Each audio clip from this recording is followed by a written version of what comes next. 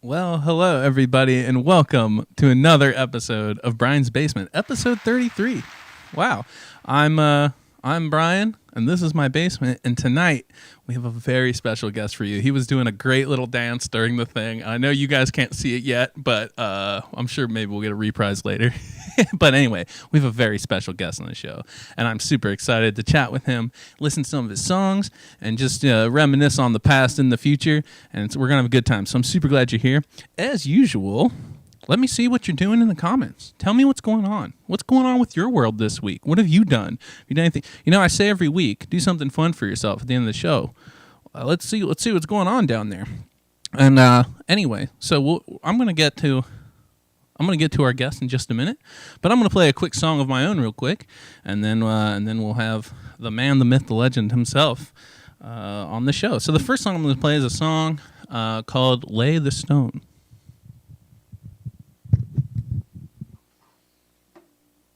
Oh, one more note. Sorry, everybody. We've got a newish setup here. So if there's graphics or sound problems, send me a little text. Shoot a little message in the comments there. We'll try to see what we can do. But, you know, be cool.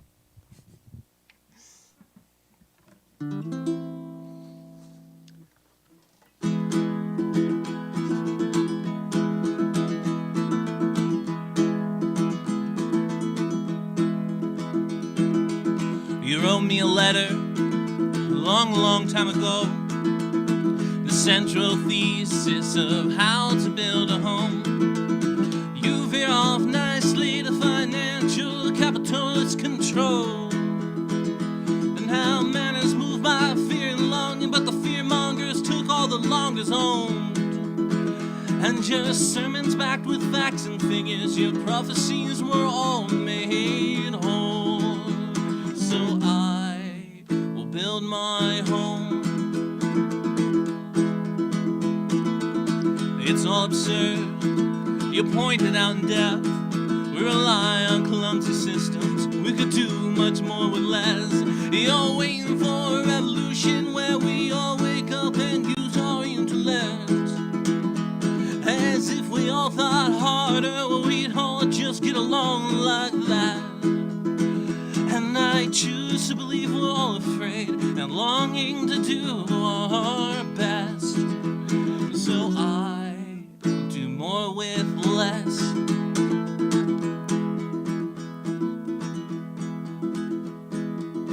And in your life, you built yourself a home, and it was never perfect for you, and you lived in it alone. I don't wanna be a philosopher or an architect buried up in dusty tones.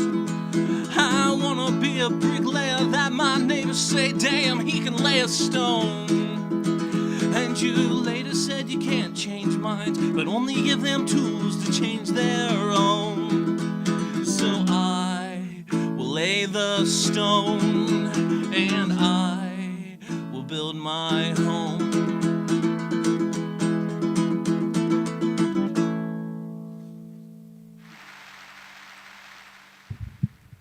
All right, everybody. Thank you so much for tuning in. I see everyone in the comments saying hi. Hello, Alex. Hello, Tom the Bomb. Hello, Jake.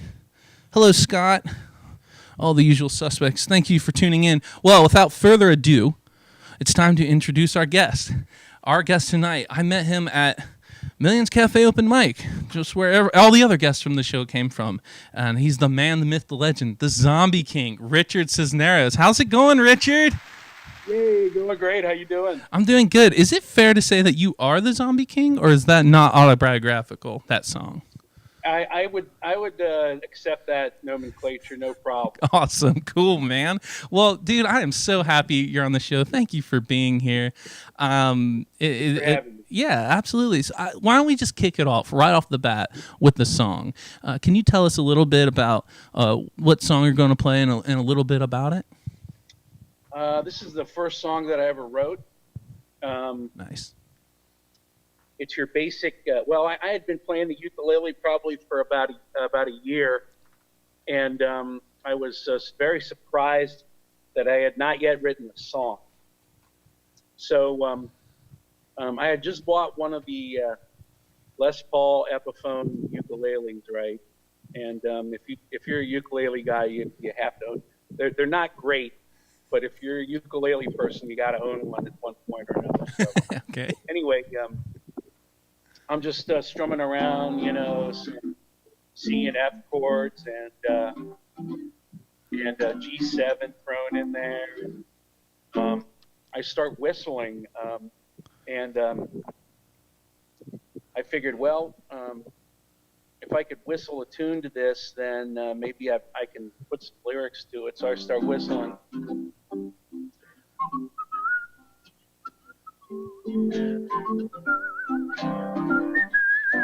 And before you know it, I'm like, oh, that's pretty catchy, I guess. So let's see what I can do. And I was not in love at the time, so I decided to write a love song. And it's so cutesy poo. And I said, how am I gonna make this not so damn cutesy poo? I need to make it a little dark. So of course, any writer knows if you want something to be dark, you just put a minor chord in it, Totally. So I wrote this. So I wrote a bridge for it that just took it to a place that was a little bit unexpected, and before I know it, I have my first song, and here it is. It's called "The One for Me." Hey, Richard. Before you start, can you turn the original sound toggle on? Let me make sure I got that in here somewhere. Enable original sound. There it is. Cool. Thank you. Better? Thank you. Yeah, you're good to go. Alrighty. So here we go. The One for Me.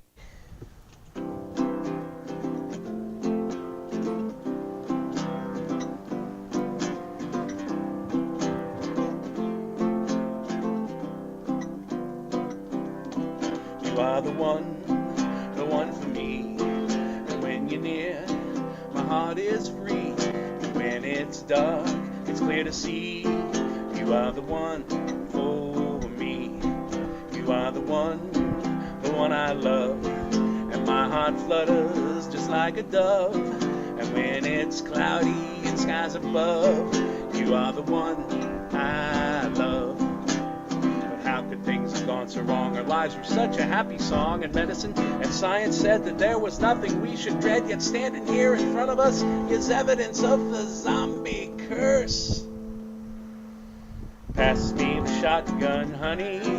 I got your back, dear, and you've got mine. Gonna stay on, dear, and for all time. And though we're bloody, we're doing fine.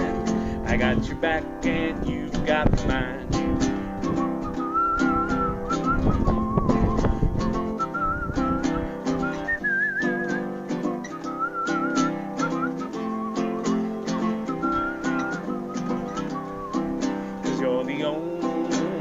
For me, but now's the time for us to plead, and through the carnage you're all I see, 'cause you're the one for me.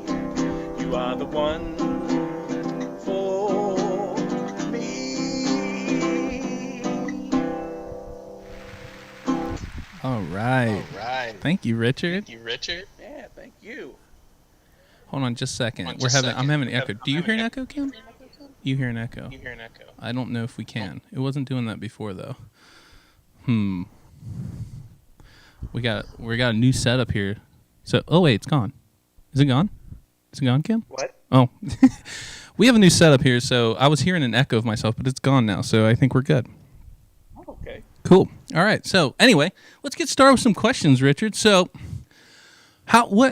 what brought you to start playing music in the first place? What got you here? And did you start? It sounds like from what you said, you didn't start immediately writing songs, but what got you started writing songs then? Well, I started as a percussionist, by the way, and sold my drum set to go to England one year. And when I came back, all I could afford was a hand drum, so I bought a djembe. Which is an African hand drum. It's one of the goblet-shaped wooden drums.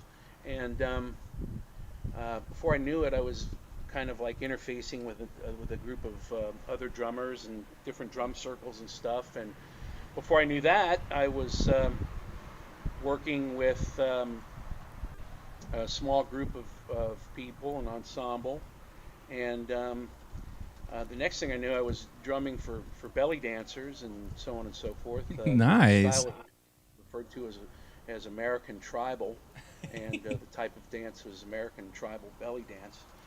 And I did that for about a dozen years or so, and was one of the few people getting paid to play the djembe in Cincinnati.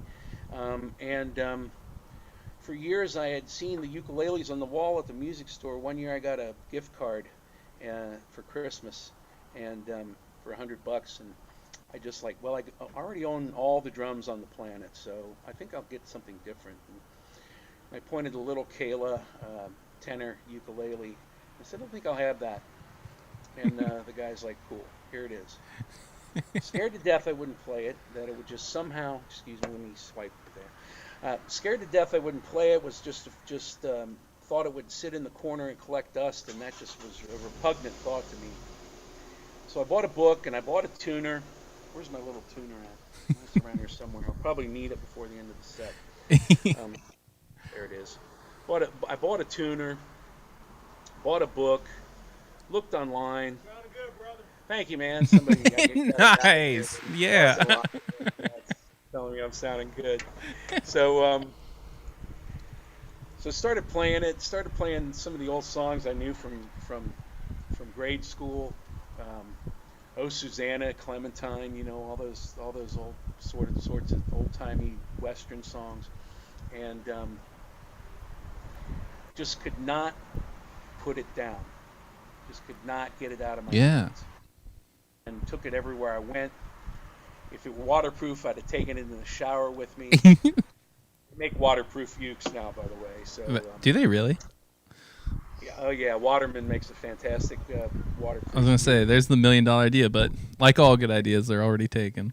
Completely plastic. I mean, it has a decent tone, and man, I tell you what.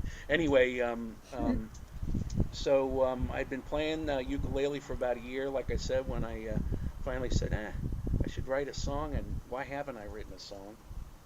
I'm a creative visual arts kind of guy, and so there it is. It just sort of, I guess, came not only organically but also intentionally. Yeah, that's awesome. So tell me a little bit about your ukulele that you have there. I know that you like to string them up a little differently and do some different things. So tell us about your specific instrument.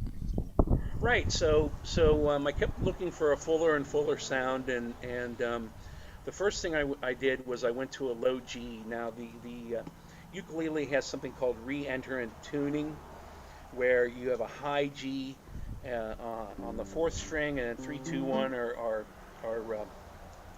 C, E, and A. So G, C, E, A.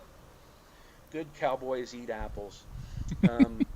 So I put a low G on it, and I'm like, wow, this is really changing the dimension of what I'm doing. Maybe I should get a bigger uke. So this is a baritone. This particular uke is a zebra wood laminate from Luna. It's the high tide edition. Not a very expensive uke. Not high end at all, really. But I mean, you'll spend a little money on it. I just as recently as a little over a year ago, I was teaching a songwriting workshop at KY Ukes in Lexington, and Mike Hader, who owns Mainland Ukuleles, had a booth, and there he had a set of Guadalupe low octave GCEA strings for baritone. Oh, so like special strings for the tuning. Yes. So, cool. So specifically, before I had bought these low octave strings, I was just using the normal tenor GCEA strings on it with a low G, mind you, which a lot of people say it can put some undue tension on the neck. Now, ukuleles are small enough not to really have tension bars in them. Okay. So you guitar players know what that is. ukulele players have no idea what a tension bar is, and boy, it's getting breezy here. Anyway, so I mean, this particular uke had regular GCEA strings on it for a very long time, and the neck has never really done anything funky. But yeah, these are Guadalupe. They're made in California. All 4 strings are wound. The last string is a wound nylon string. That's the A string, and I love them to death. I got them on my other baritone ukulele as well, which is a mainland ukulele. Yeah, I'd love a wound string for the bottom 2 strings. I don't like the plain nylon or whatever. They seem they're weird and they don't stay in tune very well. Well, nylon strings are fantastic in my opinion, but this is the way that these particular strings are made.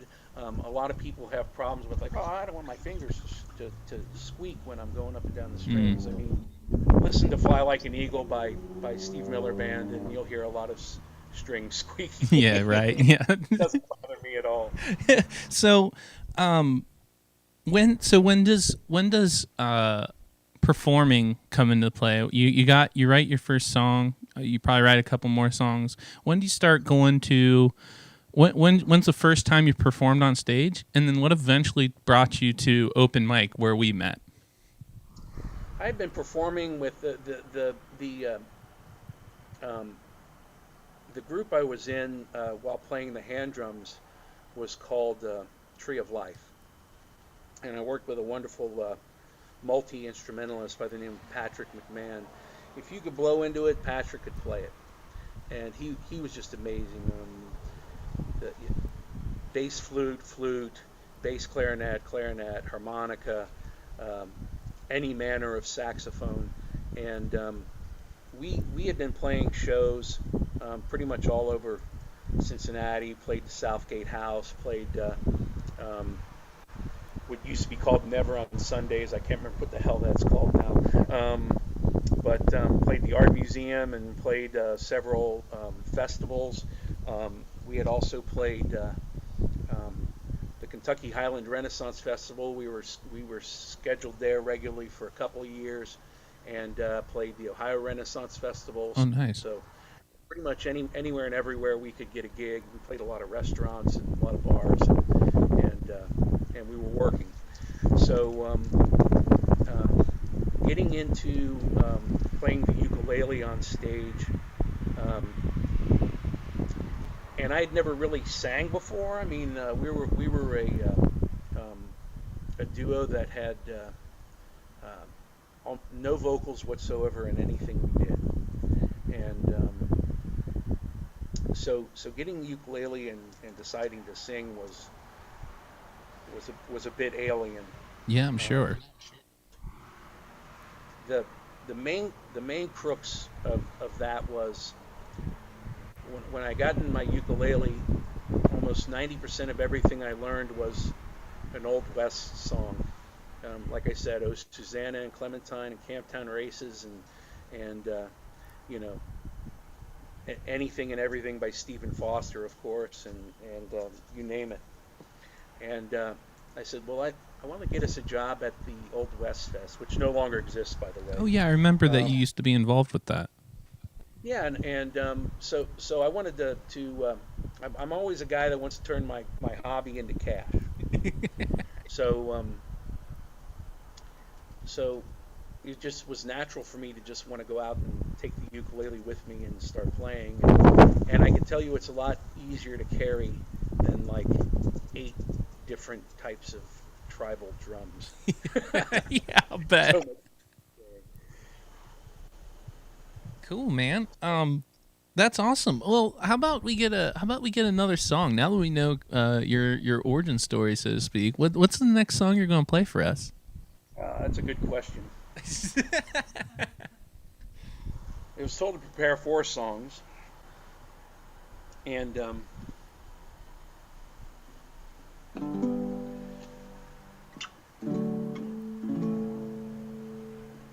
this one's called "The Girl in the Little Red Shoes."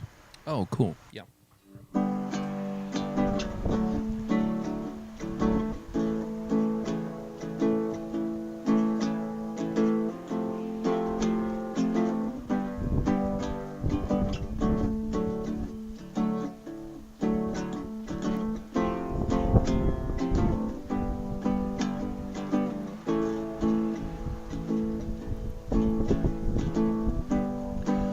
Here's to the girl in the little red shoes. She spent all my money and she drank all my booze. She left me here with nothing but the blues. Here's to the girl in the little red shoes.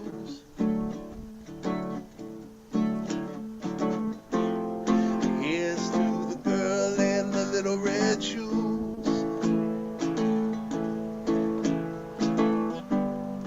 Here's to the girl in the little white dress.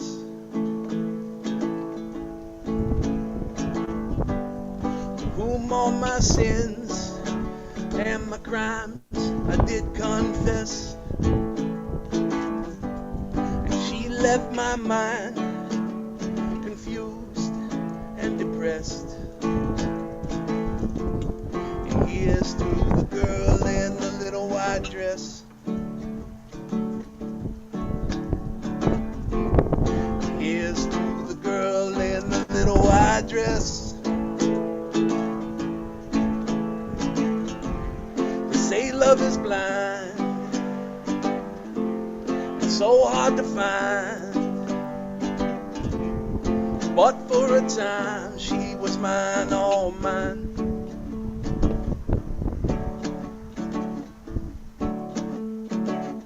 She was mine, all mine. And here's to the girl with the little black heart.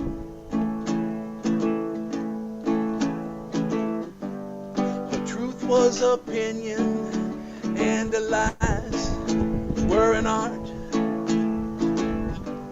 She showed no remorse for tearing my soul apart.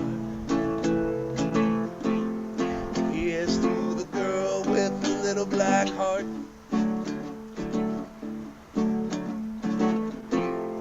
Here's to the girl with the little black heart.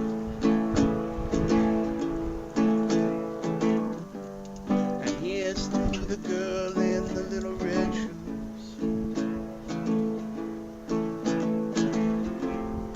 Here's to the girl in the little red shoes. All right. I love that one, Richard. I'm so glad you played that one. Cool, man. So, well, we got some comments in here. I asked what fun thing they did this week. They said Scott's going to level up in D&D tonight. Congrats. All right. Yeah, good luck with that. I used to play D&D with a group that played with Ernie Gygax. That's Gary's brother. Oh, cool. Old school D&D. Yeah. I played my first game a couple weeks ago, and it was super, super fun. So we got that going on. Jake is starting working on a game for a game jam, so that's cool. We got Sean in the house. Hey, Sean, thanks for tuning in. And we've said great song, Richard. I don't think I've heard such a lovely zombie song. That's from Kim. And Alex says it's good to hear open mic music again. I people that I've brought to open mic, Richard, they remember your stuff more than anything, I think. And that's a kind of a good segue into the next topic of discussion is songwriting. What's your songwriting process like? And what are like the nuts and bolts of how a song gets from like an idea in your head out to like playing it on stage? Well, the most common question is, what do you write first, words or lyrics? Yeah, all that stuff. Yeah. I would say yes.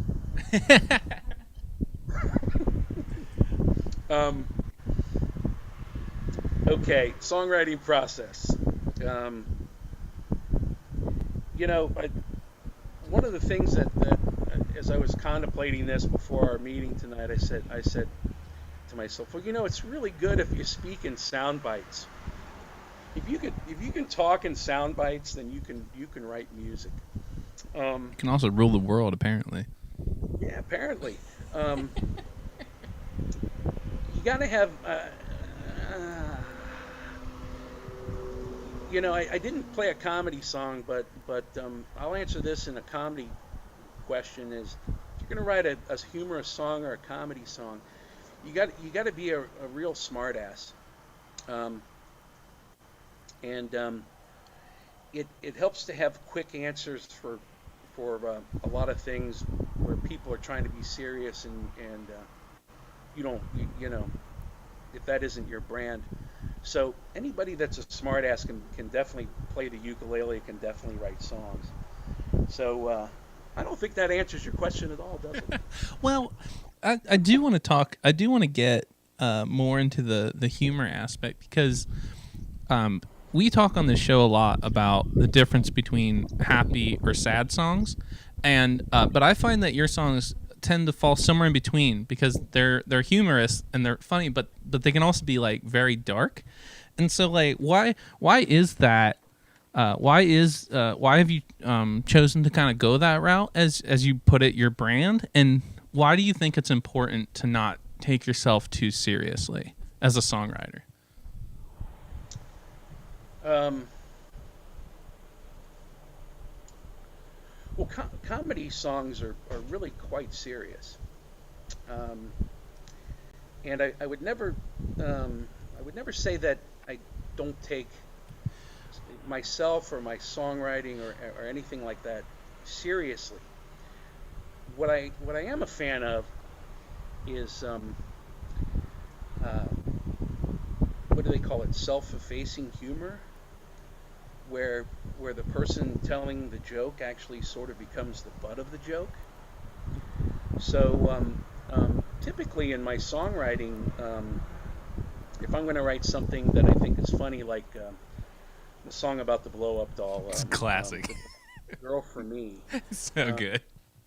It's really just a very sad tale of a lonely man who just can't interface with women, and ultimately, not ultimately, he gets a blow up doll and dresses her up, and he's really just the butt of the joke in the song. Right. And I think that one in particular is a perfect example of there's like it's funny, but there is like a real and genuine like nugget to it. It's just kind of wrapped up in this and in the humor.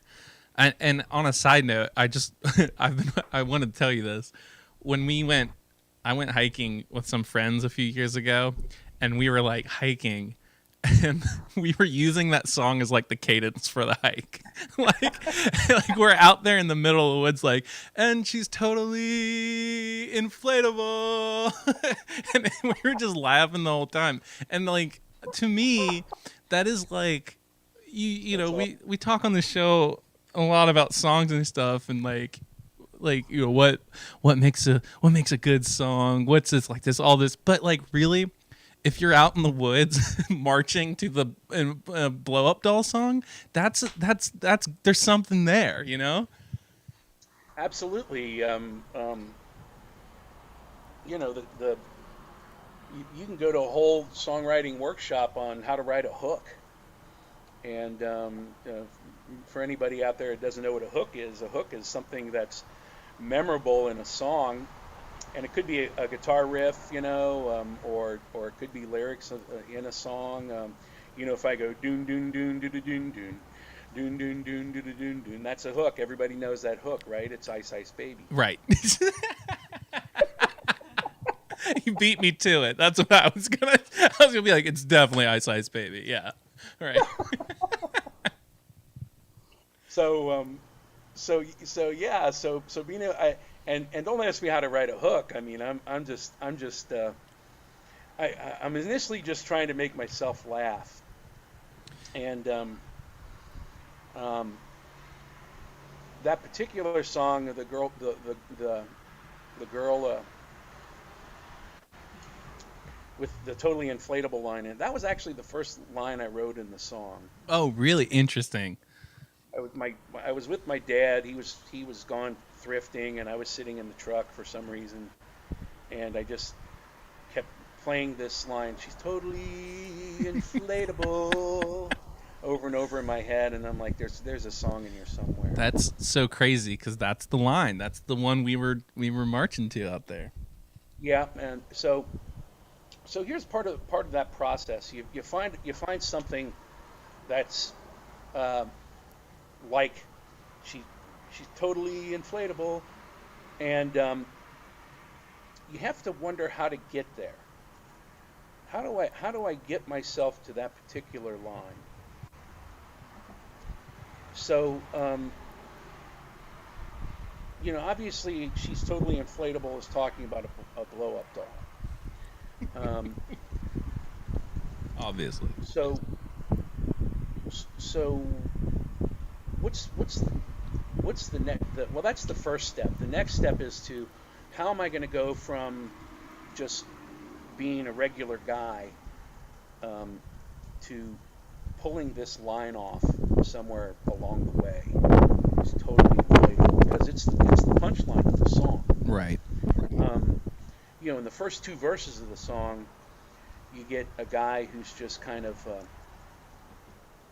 he's lonely, he's broken, he's not completely out of love to give, and he does find that place to give that love. Of course, it's with a blow up doll,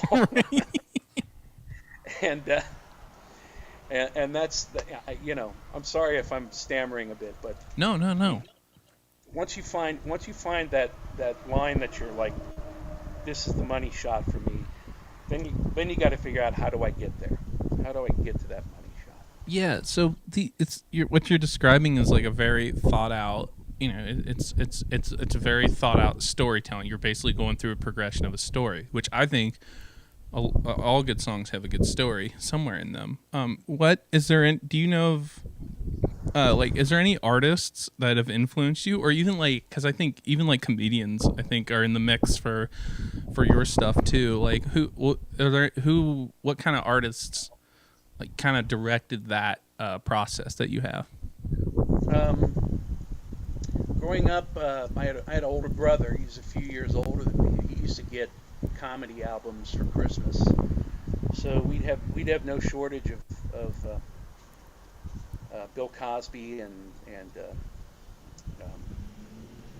oh God, now I'm blanking on the various artists that we used to listen to.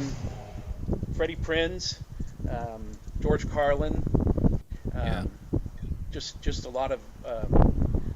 We weren't allowed to have Richard Pryor albums. We had to go to our friends' houses. Oh yeah, I was gonna ask about Pryor. So Steve Martin, Gallagher, all of these different comedians we had comedy albums for, and a friend of mine, or a friend of my brother's actually, um, recorded a tape for us. A tape, man, we're way old. Of a guy named Martin Mull, Oh yeah. and yeah, Martin Mull, incredible. Um, if you ever have a chance to listen to Perfect Near Perfect by Martin Mull, I would say that quintessentially this is the album for me that was had a great deal of musicality and a lot of humor, and the songs are funny and suggestive, and you think something's going to be dirty, and it's sort of like borderline, and he really walks a tightrope with that sort of subject matter. It's called Perfect Not Perfect. Perfect Near Perfect. Perfect Near Martin Perfect.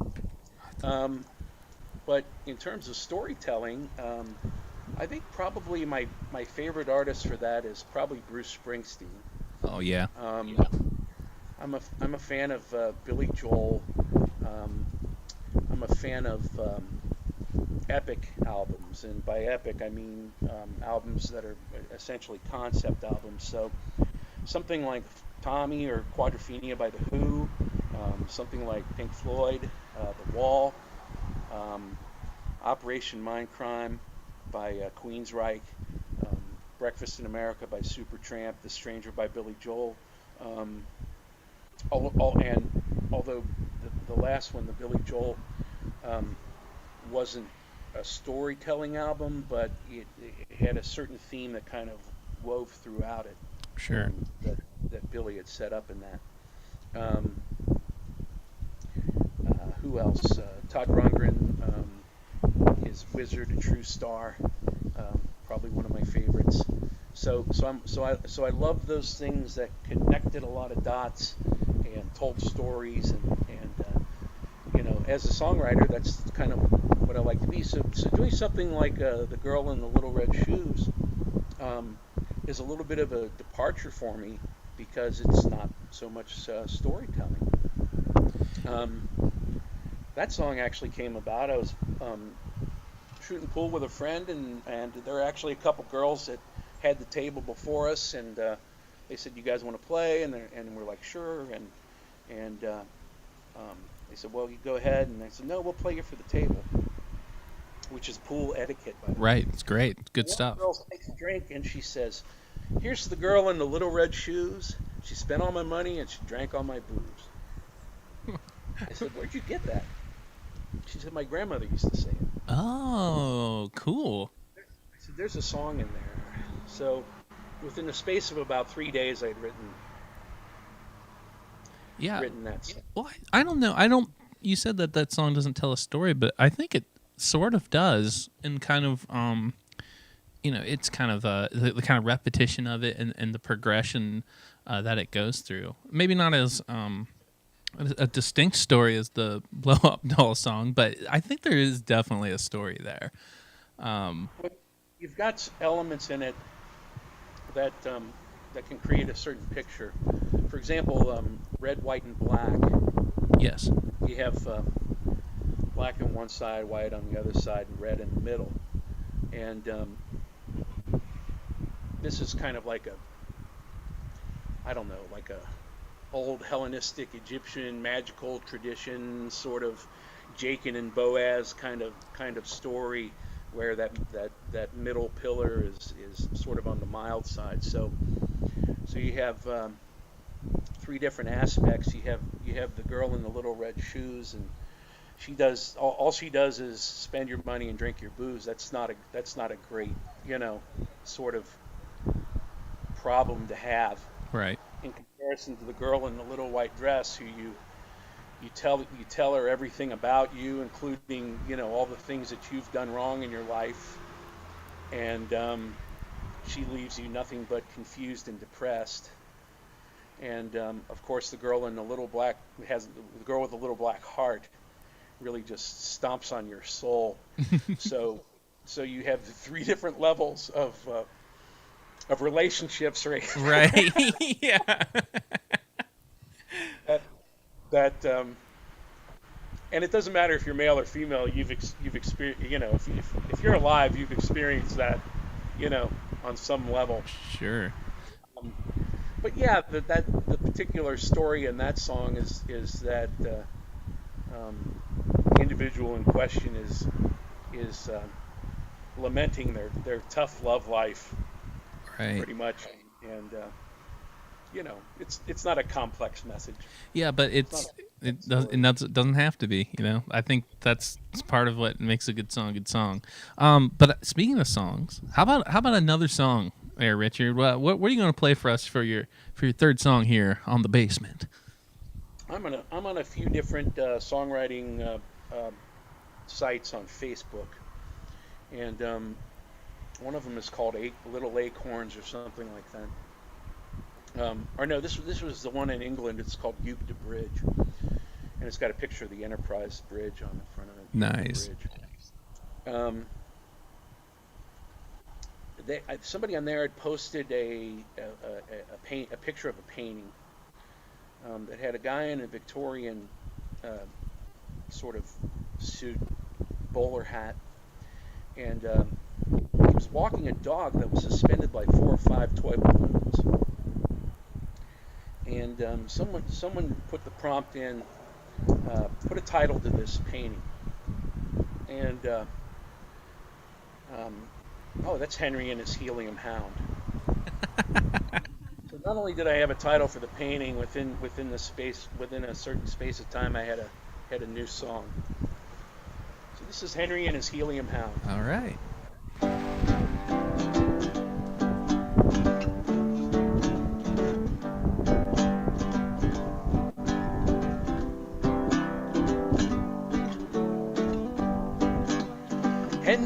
his helium hound went out for a walk, but the dog flew around. And all through town he never did touch down. It's Henry and his helium hound. Now Henry put his dog in a race from a hayfield east of Halifax to the edge of outer space. The Zeppelin and the airplane and the rocket ship gave chase. Yeah, Henry put his dog in a race, and he did fly.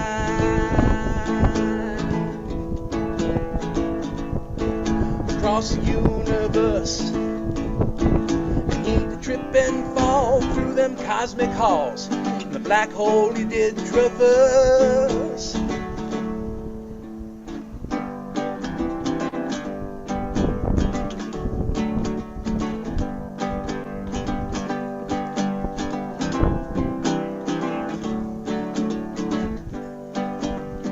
Henry's hound is safely back home. It's 4 feet firmly on the ground and never more to roam. The R's all together, no, they never are alone. It's Henry's hound is safely back home. It's Henry and his helium hound. Went out for a walk, but the dog flew around.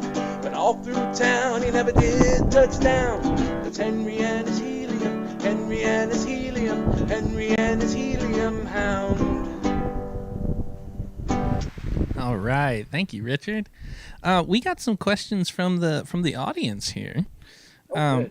We've got Kim's my wife, our lovely producer. She says, for someone wanting to learn to play the ukulele, what song is the easiest one to learn?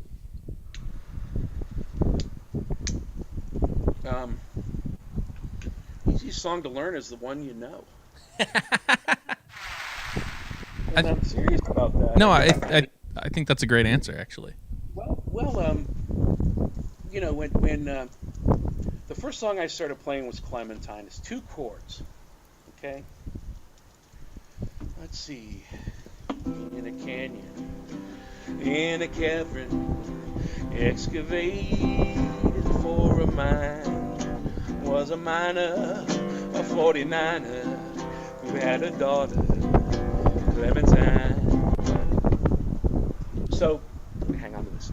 I already knew the song. I knew the song from the time I was a kid. So for me to pick up a ukulele and go, okay, well, this is a chord and this is a chord, you know, it was very easy for me to learn that song because actually I already knew the lyrics to Clementine.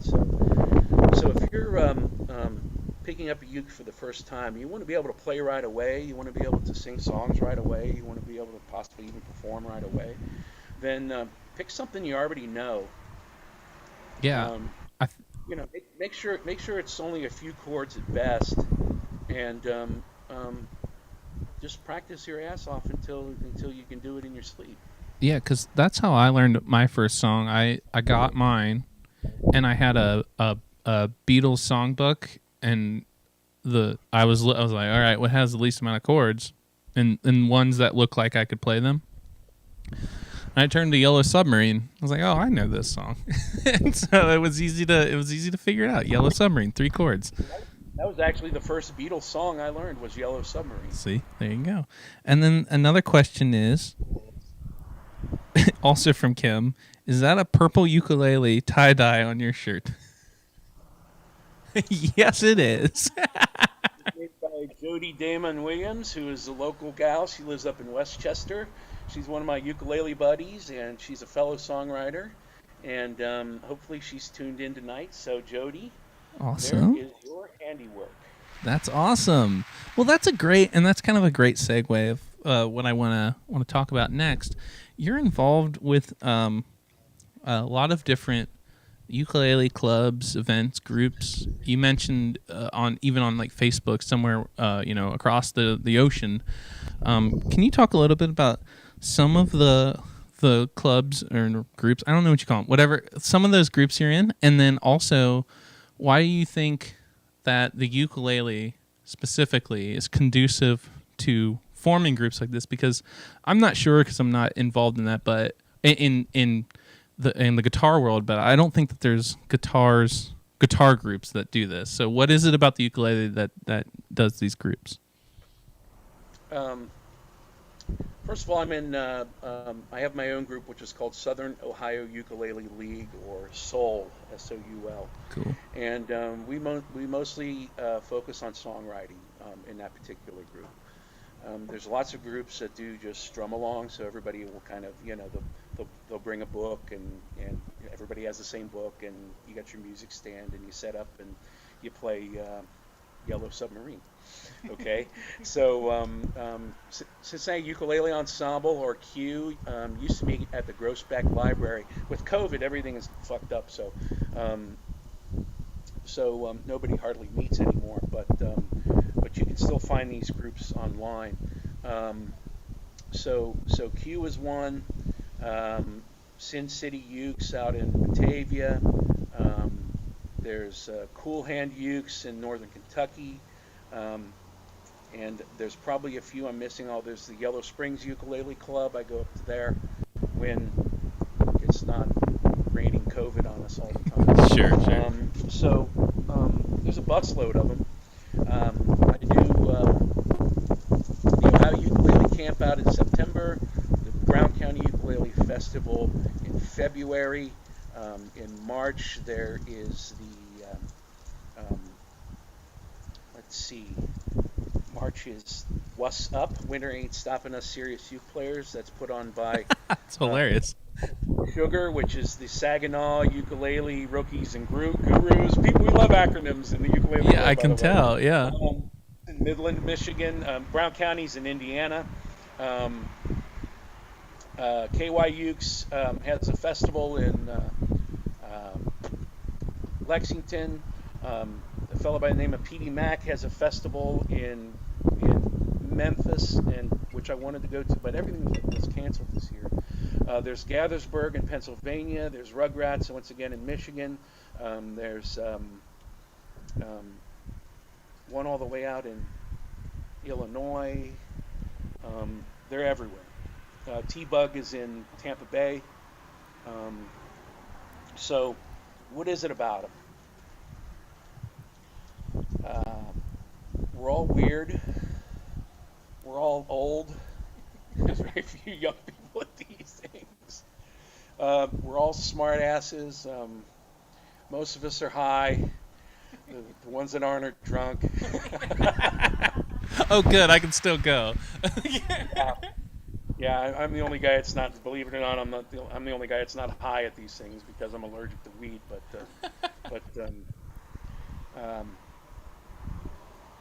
And we stuff ourselves in tents for up to six days and howl at the moon, and I mean we don't sleep. We just play ukuleles all the time, and it's just an amazing thing. There's nothing like it in the guitar world, I can promise you. And why is that? Well, Yeah. I don't know. Every once in a while, when I'm out playing back in the normal days, and some guy walks along and says, "Hey, what is that you're playing?" I'm like, "Well, this is a baritone ukulele." I'm like, "Do you play?" And the guy's like, "Yeah, I play a little guitar." And I'm like, "Well, here, give it a try." And I swear to you, it's very rare for a guitar player to take your ukulele and try it. So, I don't know what that's all about. Guitars, I guess guitars are pretty expensive. But on the other hand, I mean, I've had a complete stranger hand me his $2,500 Kamaka ukulele and go, "Here, give it a try." Oh, wow. So I mean, I think there's kind of an ego thing going on there. But I mean, I don't want to bash, guitar players. I mean, they're human beings. They got sensitive sides, and 99% of the music I've ever loved in my life has come from the sound of a guitar. So I'm not gonna bash it, but there's just something very, very different and non-pretentious, and just trusting, I guess, about ukulele players that I guess it's just kind of rare. Maybe it's not that the guitar players have a huge ego, but that ukulele players have an exceptional lack of ego. Probably. I mean, Maybe that's what it is. you know, when somebody plays something really well, we like compliment them. I mean, I've seen so many, so many times when guitar players are won't even look at another guitar player in the eye if he specifically if he played something well. It's weird. It's true. Well, I also find it can go the other way too. If you play something crappy, it's just like, hey, you're playing, that's awesome.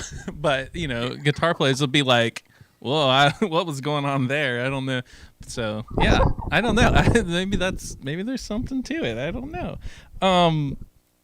So you are a visual artist also, and I have a BFA from the University of Cincinnati in painting and drawing, and I've sold lots of work here and there, and I've been published a bunch of times. And so do you see yada, yada, yada. how are the creative? Do you notice any similarities or differences in the creative process between the visual arts and songwriting? I'm not a visual arts person at all, so I don't know anything about it. So A lot of the vocabulary is shared. So for example, tone, color, texture. These are words that are quite common between music and visual arts. So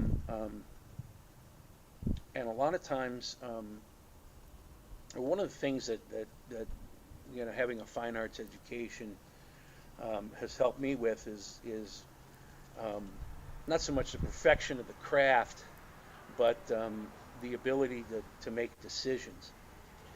So anybody out there that may have written an epic song,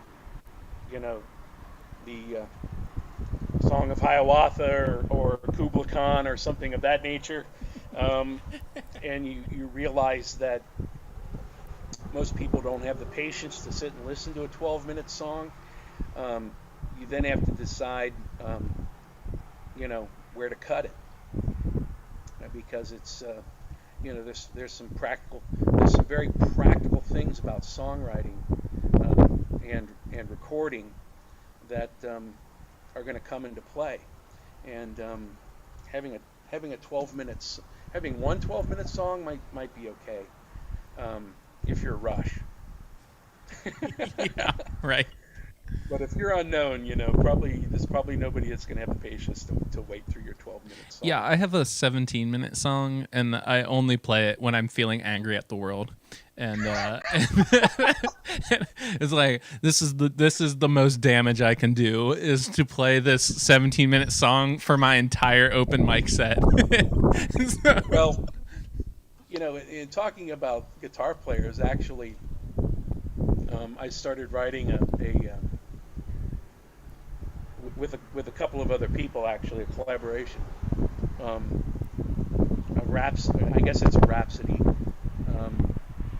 So there's lots of different vignettes in this that maybe are a minute to 2 minutes at the most, that are kind of an epic tale of Johnny Go-Go, and how he goes from being a underappreciated guitar player to a guy who discovers the ukulele, and the friendship and fellowships that he just somehow are just granted to him out of the ether, just through this simple little silly instrument, But I go on. I love it, man. We got some more things in the chat. Oh, we got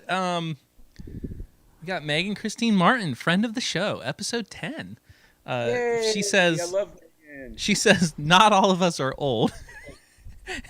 and You're hi, the only one that is not old, and Megan. yeah, and hi, Richard.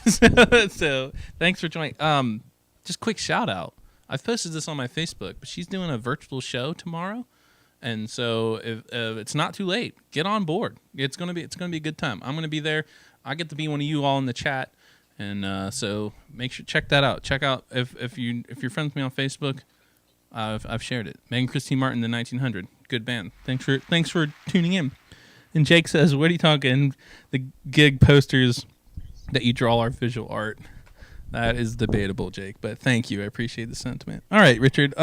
So let's you. Well, before you go on, one more thing about Megan. Yeah, totally. Megan has the most amazing voice, and she is just. I don't want to gush, but she's an amazing artist, and do yourself a favor and tune into that tomorrow night. So. Yeah, it's going to be cool. And Richard, you're the one that introduced all of us together with that ukulele explosion show at Motor years ago. That's how I met Megan and a bunch of other people, a bunch of other ukulele people. Yeah, that was fun to put together. Motor liked it because they had about 40 different people that had never been to Motor Pub in there. Right. Yeah. Totally. And, Well, I want at to. some point be able to do that again. Yeah, I hope so. So I want to show off because you're some of your art is on your CD cover. Kim, can you point that up there? Actually, if you're going to show the zombie one, that is not my art. This isn't really. No, Oh. That's art by Justin Dunn. Runs and owns the Red Tree Gallery in Hyde Park and coffee shop. It's mostly coffee.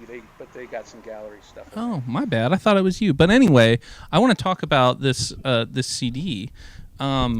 This is Dinosaurs Wrestling and Other Picture Postcard. Just a Now the art from that CD is me.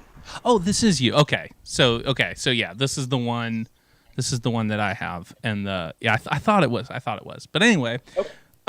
what? So, can you talk a little bit about your experience recording and how it influences your songwriting? I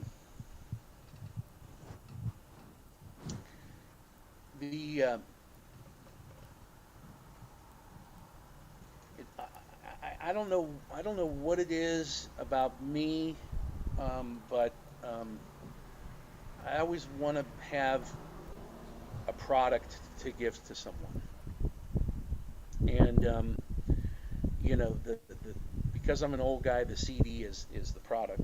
I love CDs. I could talk about that for hours though, but yeah.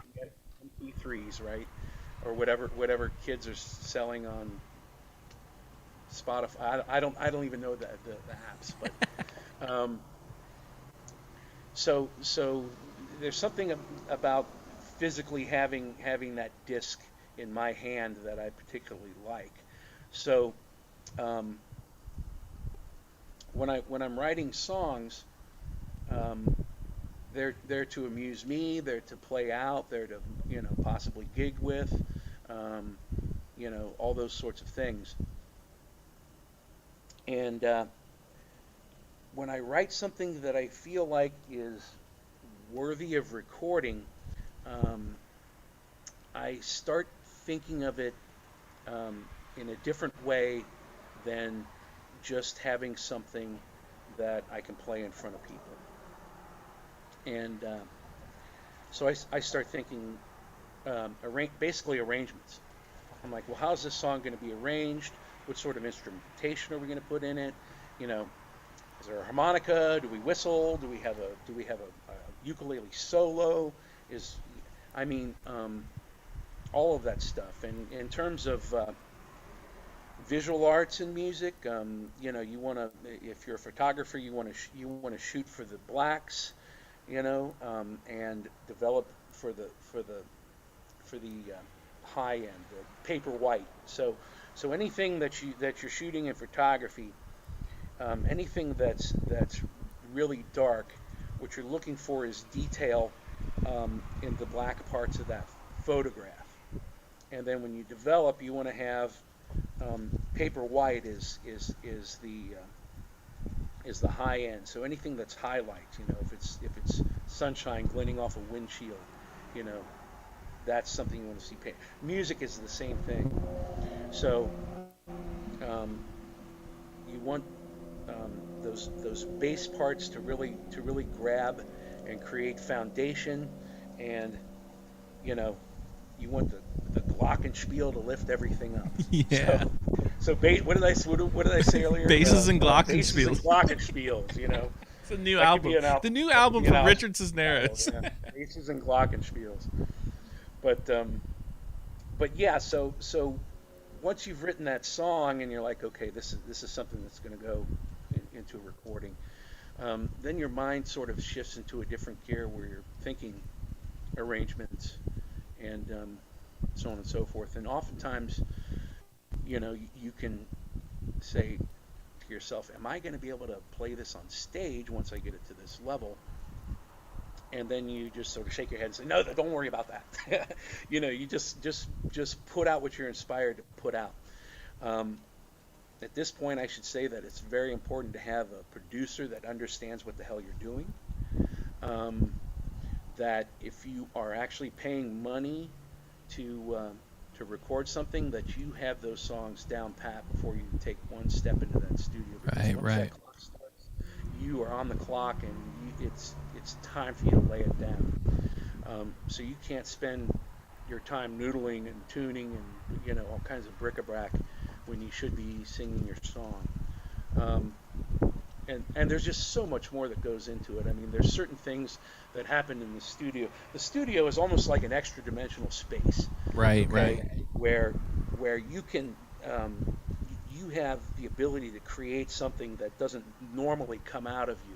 So you've got to really be open to that particular vibe of creation going on when you're in the studio. Even though you have all your songs down pat, there's still got to be a little bit of open space for you to say, okay, this is going to go in a completely different direction than I originally anticipated. We're going to have to see it through just to see what happens. Yeah, especially with people that are good at they're good at their instruments that you're not good at. I've noticed this with my band. I have a bass player, guitar player, drummer. They're all very good at their instruments. And sometimes they're like, what do you want me to do? I was like, you just do whatever you got to do. Like, it's like what you're talking about is leaving that space, because they'll come in and they'll add their flair to it and fill that space, that extra dimensional space that you're talking about that comes from the studio or a live show or something like that. In particular, that album that you're holding, Wrestling and Dinosaurs and Other Picture Postcards, has a song in it called Keith Urban. My Girlfriend's in Love with Keith Urban. And the producer had just bought this wonderful, beautiful Fender Jaguar. And he's learning to play slide guitar on it. Cool. And he takes out his lighter and he's showing me, and I'm like, and it's really bad. And because it's his first foray into it. And I said, I want that in the Keith Urban song. I said, I want a really, because I had been, on Facebook going, anybody out there play the steel guitar? Anybody out there? Because I was looking for that country vibe for this particular song. And when he started playing this slide guitar on this gorgeous Fender Jaguar, and it just sounded awful, I said, I need that in this particular song. But the love interest in the song buys these guitars from Keith Urban's, one of them shopping websites, right? She buys a bunch, and in the song she plays it, right? And it's just this really awful, off-key, atonal slide guitar thing. Man, I was wondering about that. And that's something that happened in the studio. That was not planned, and we just went with it. We just ran with that in the studio as that happened. I love it, man. I love that philosophy of both balancing having it down pat and getting in there and knowing what you want, but leaving that little extra space for just that little extra magic that can just happen. I think that's great advice. And if you ever need someone to play instruments poorly, I play a lot of instruments poorly, so just feel free to call me up, and I'll sit in on any session. Speaking of which, I got one more song. Yeah. And I'm really not quite good enough to pull this off, really. You go. It has an E minor chord in it and a B7, and these are chords that I can normally play, but I jangle them back and forth so much in the song that my hand literally cramps up. I have to look at the fretboard to see what the hell I'm holding down, and I'm usually getting it wrong. So this is one of those songs that's actually a little bit beyond my capabilities as a musician, but it's a song that's worthy of being recorded. And I'm like, man, I'm gonna have to get good at this, and I'm old, and my fingers hurt, and my shoulder has arthritis in it, and how the fuck am I gonna do this, right? So, but it's an example of reaching beyond your limitations to some degree, and just hoping that whatever you throw at the wall is going to stick. Anyway, this is called Nothing Good Happens After Midnight. All right.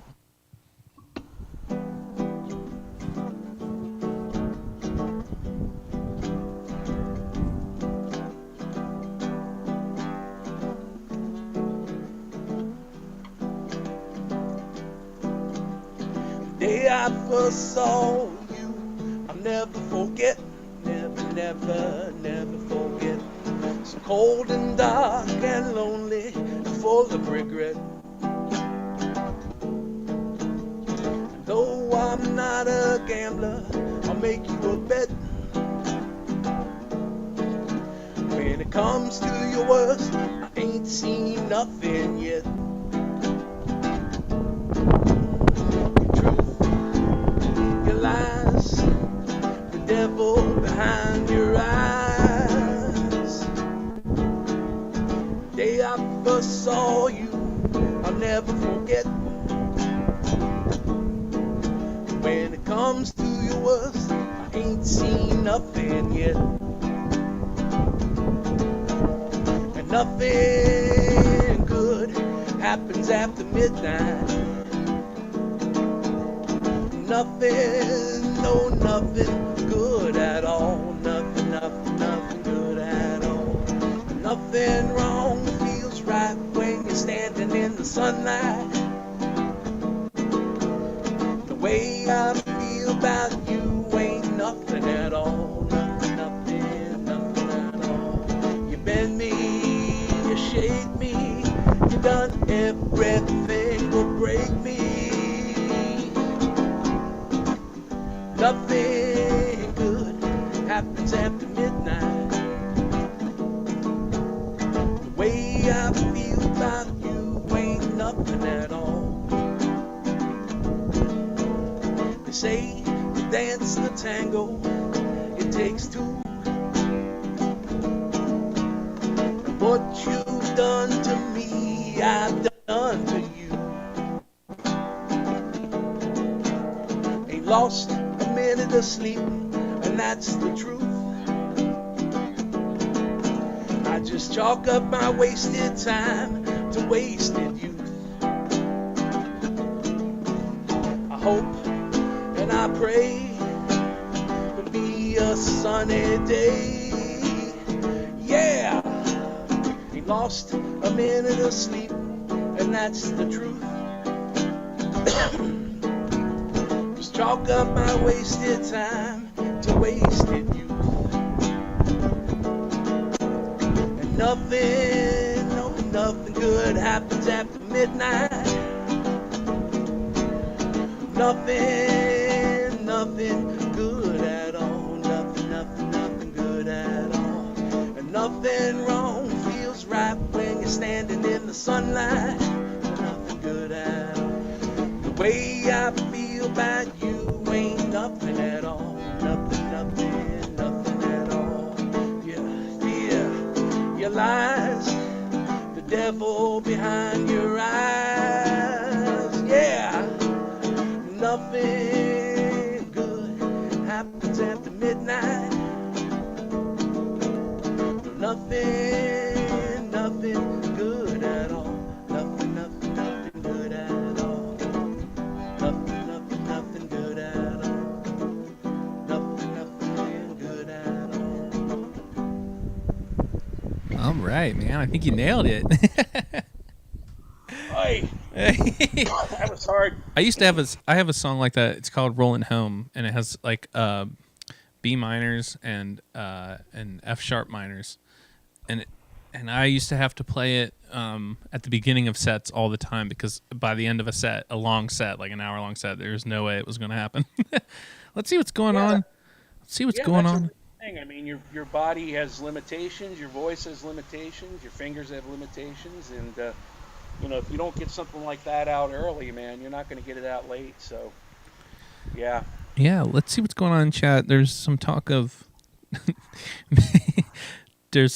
Toby Keith Urban. That was me and Stefan's band we were in. Toby Keith Urban. Yeah, and that's a really funny story. But yeah, our band was Toby Keith Urban. We've played 2 gigs, both of them in bowling alleys. So some talk about that and a cottage industry of Toby Keith Urban T-shirts is coming along. So anyway, and Tom the Bomb says I like that last one a lot, and Megan says lovely hearing you, Richard. So thanks for everybody tuning in. Richard, thanks so much for joining us tonight on Brian's Basement. Before we go, do you got any plugs, any shout-outs, anything you're working on, any closing thoughts, any general musings, any wise words, anything like that?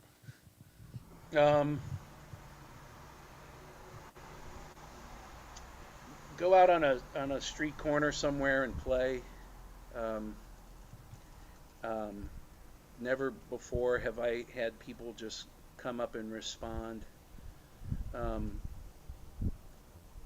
In a loving and thankful and just a truly grateful way, because dang, this lousy COVID stuff is just it's if it's not destroying our bodies, it's for sure destroying our hearts and our minds. Totally.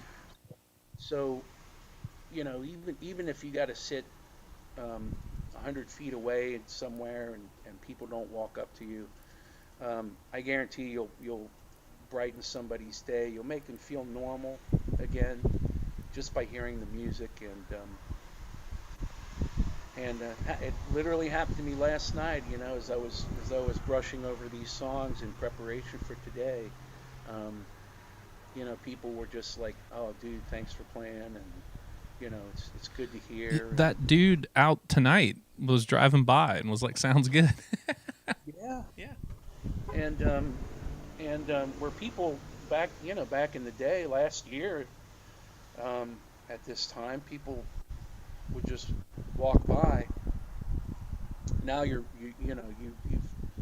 doing something that actually makes a difference for them. Right. Totally. It helps you feel like life's okay and life's normal, and so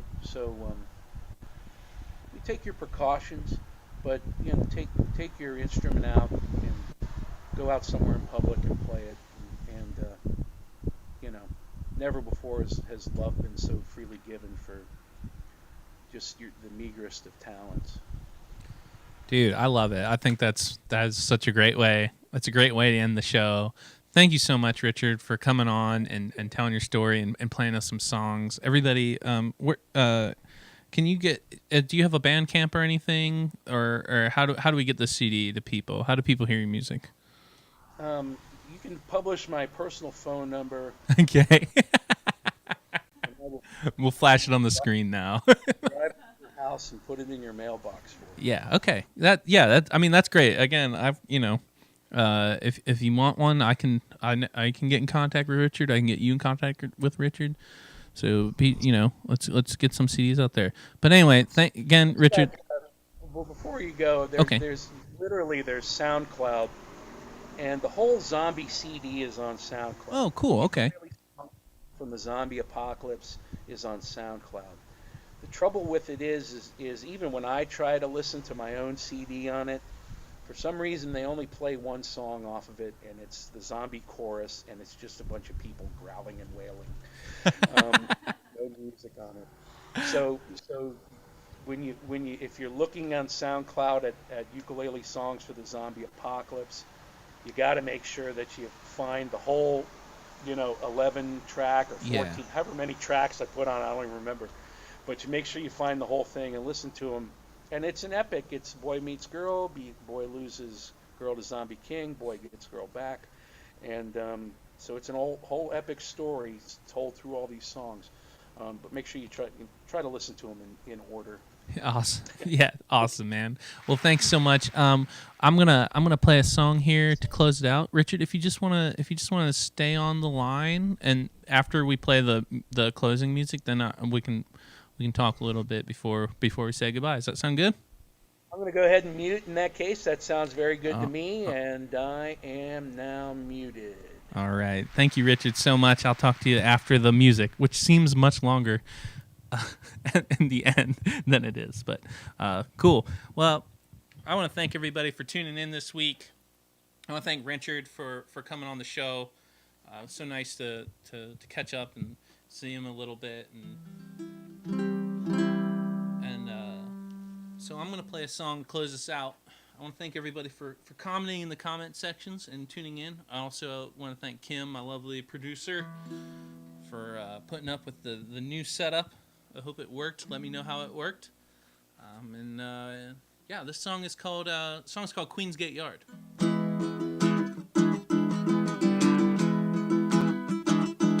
Oh, my mama, she used to tell me back when I was young, when a train rolled past you on an overpass, oh, you get a wish, my son.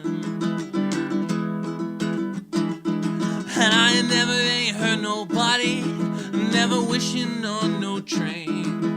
But now that I'm a grown man, I'm still wishing to this day. And I say, Lord, tell me, what the hell am I missing?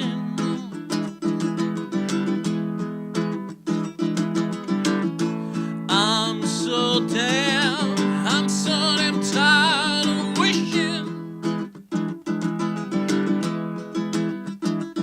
And there's a train yard 7 miles long on the shores of the old Mill Creek. Sewing cars all day long and getting them where they need to be. And when I'm driving down the way, there's a roundabout route I know. It's got plenty of bridges for plenty of wishes, but I'm always late to where I'm trying to go. So, Lord, tell me, what the hell am I missing?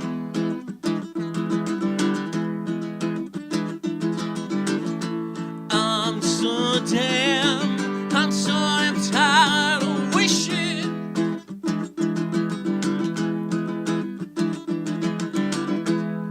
Lord, sort me out now. Let me have salvation on the shores of the Mill Creek. Send me to a destination. Lord, sort me out now. Let me have salvation on the shores of the Mill Creek. Send me to a destination.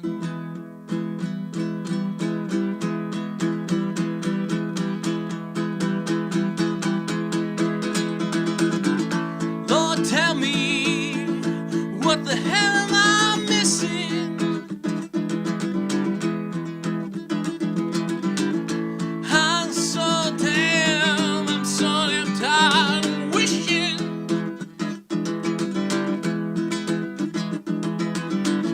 Lord, tell me,